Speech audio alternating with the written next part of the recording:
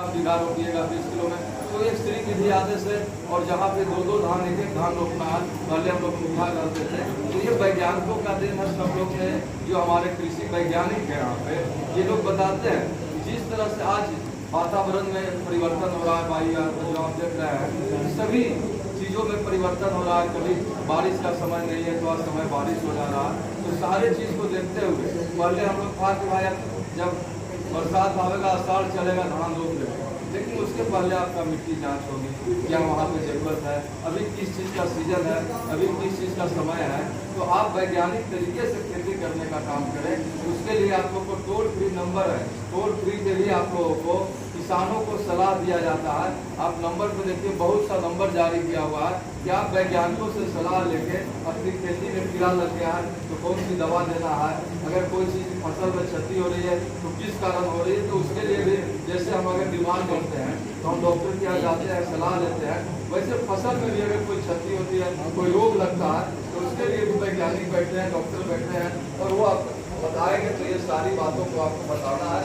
लेकिन खास करके कृषि के जहाँ पदाधिकारी लोग हैं, उनको सजग होने की जरूरत है, और उनको ये जरूर बताएं कि जो किसान मेरा अन्नदाता है, इन्हीं लोग के जो उपज होगी उससे हम लोग का भोजन होता है, चाहे अंबानी हो या अंडानी हो, वो रुपया नहीं खाते हैं, वो मेरे किसान भाई जो हमारे बंधु उपजाते हैं उसी को खाया जाता है, और वही खाते हैं, वही जाके अमेरिका बिकेगा, वही जाके मुंबई जाएगा, वही जाके दिल्ली जाएगा।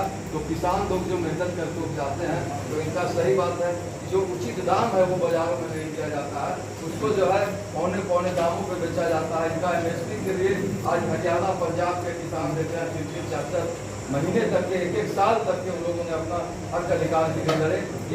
ये देश के लिए दुर्भाग्य है कि भाई किसान अपना हक के लिए रोड पर खड़ा है। जो किसान इस देश का अन्नदाता है, भगवान है, जो सभी को उपजाकर अपना पहले जब उपजाते हैं मार्केट में बेचते हैं, भले उससे रुपया आता है तो अपने बच्चे को पढ़ाने के लिए, अपने परिवार को आगे करते हैं। लेकिन लास्ट में आज जो बहुत से लोग हैं जिनके पास खेती नहीं है, उसको भोजन भी कराते हैं, उनको अन्नदाता इसलिए कहा जाता है कि वो अन्न को दान करते हैं, अन्न उगा के बाजारों में बेचते हैं। उनको उचित दाम मिलना चाहिए, उचित खरीदारी होनी चाहिए, और जो भी बीज हो वो बिचौलिया को नहीं मिले। आप नहीं आए हैं मैडम, आप प्रशिक्षु हैं, हम लोग आशा करते हैं कि आप लोग प्रक्रिया को सुधारेंगे। जो यहाँ पे शिकायत हो रही है कि भाई हमारे कुछ दलाल यहाँ बैठे हैं, कुछ अगल बगल लोग हैं, उनको मिलता है वो करते हैं। तो ओरिजिनल किसान की पहचान हो, ओरिजिनल किसानों को हो, और इस तरह का महोत्सव हो, तो कम से कम 200-300 लोग किसान जुटे। एक किसान सलाहकार अपने 9 पंचायत है, तो एक किसान अगर अपने यहाँ से 20 किसान को लाते तो 9 दुना 18 180-200 लोग होते हैं। लेकिन आप संख्या क्या है, आपकी कुर्सी 50 होगा, वो अभी खाली है। तो ये बहुत अब इतना लागत लगता है। यहाँ से हमारे वैज्ञानिक लोग आए, हमारे डीएम नवाज साहब, तमाम लोग आके यहाँ बैठे हैं कि हम किसानों को प्रशिक्षण देंगे। तो ये प्रशिक्षण नहीं हो रही है मेरे, अगर इससे पूछिएगा तो सिर्फ ये खाना पूर्ति हो रही। फिर हमने प्रशिक्षण दे दिया, 10 किसान आए, इससे कितने लोगों को भला होगा। हमको अगर किसानों को भला करना है, अपने राष्ट्र को निर्माण करना है, तो इसकी एक भरपूर मैंने इसमें का आपके यहाँ तो दिक्कत भी नहीं है। वो भवन है जहाँ पे 200-300 भी कुर्सियाँ लगा सकते हैं। बहुत जगह पे टेंटों लगा के पूरा किसान को पहले से ही 15 दिन 20 दिन से प्रचार होनी चाहिए, और किसान को आना चाहिए ताकि लगे कि, और हम लोग अपना समय निकाल के इसलिए आते हैं ताकि कुछ नीचे की जो बातें हैं, किसानों की समस्या है, उसको हम लोग सुने, हम लोग देखें। कल भी मेरे यहाँ गुरुआ में था, मेरी पत्नी वहाँ प्रमुख है, लेकिन मेरा मीटिंग था भाई पटना में, तो मैं नहीं जा सका। लेकिन आज जब पटना से आए तो देखे कि बीओ साहब का चिट्ठी है, प्रमुख जी बोले, मैं तुरंत यहाँ पे आया। तो मैं किसानों के हितकारी हूँ, किसानों का नेता हूँ, और ख़ास करके किसान से मेरा लगाव है, क्योंकि किसान से ही हम लोग कोऑपरेटिव बैंक के भाई अध्यक्ष हुए, विश्वकुमार ने निर्देशक हुए बिहार झारखंड के, और हम लोग राष्ट्र सहकारी बैंक में भी हैं, पैक्स और व्यापार मंडल से जुड़े हैं।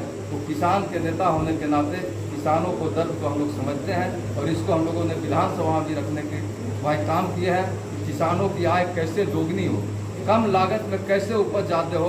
तो ये सारे किताबें इतना रुपया लगा के दिया जाता है, तो किसान बंधु भी इसको पढ़ें। और इसमें बहुत से चीज़ें हैं, चाहे मधुमक्खी पालन हो, मछली पालन हो, भाई बेबी कॉर्न हो, स्वीट कॉर्न हो, मशरूम हो, तमाम चीज़ें आप लगा सकते हैं।